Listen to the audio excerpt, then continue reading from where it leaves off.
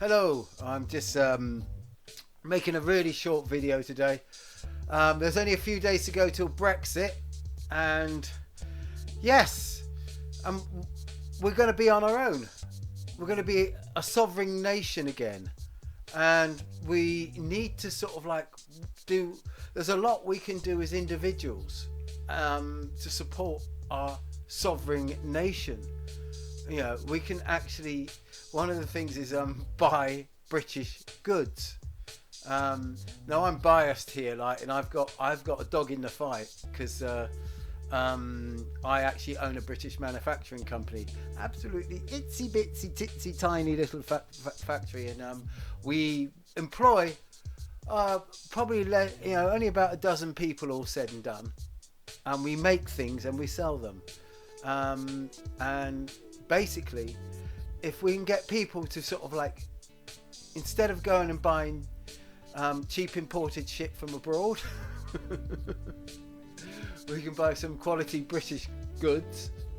The more money you spend locally and the more goods that are manufactured locally, it's like a wealth creation scheme, because manufacturing is actually wealth creation.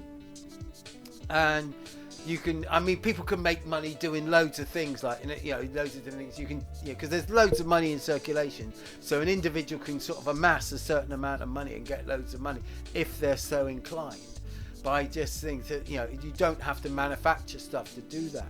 But the actual fact of manufacturing is wealth creation. And I can explain how really, really quickly.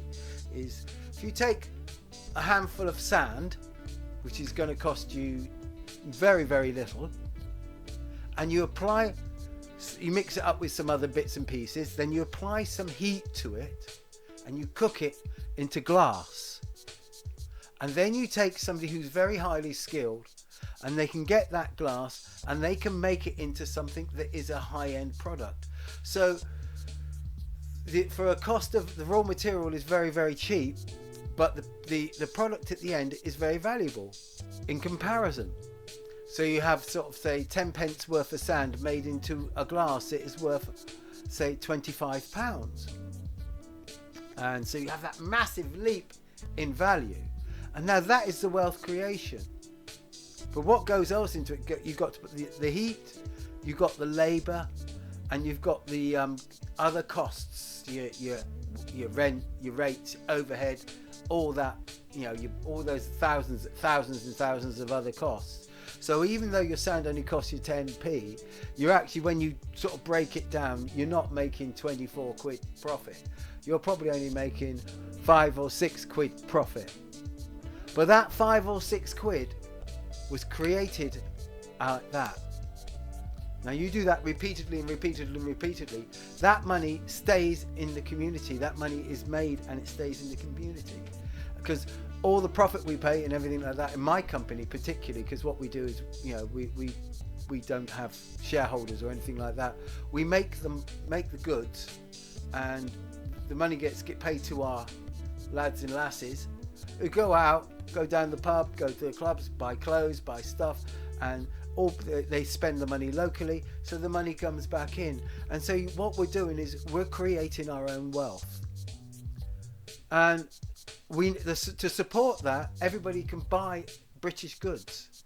So if there is a British, when you're buying something, if there is a British made product that will actually fit your needs, it would be much better if you actually try to get the British one for all of us. We all benefit from it. And the more that the people buy British goods, the more British goods are made, and the better good, and it's better for the economy. Be you left wing, right wing, or whatever, be you a Remainer, be you a Brexiteer, it doesn't matter. None of that matters when you come to sort of like supporting your own community. Okay? Because we had a saying when I was young, charity starts at home. Yeah? And as the great Jordan Peterson said, before you go and fix the world, tidy your room. If you can't keep your room in order, how can you fix the world? And we can start by fixing our own little country. And I'm looking forward to Brexit. So bring it on and buy British. Thank you. Bye bye.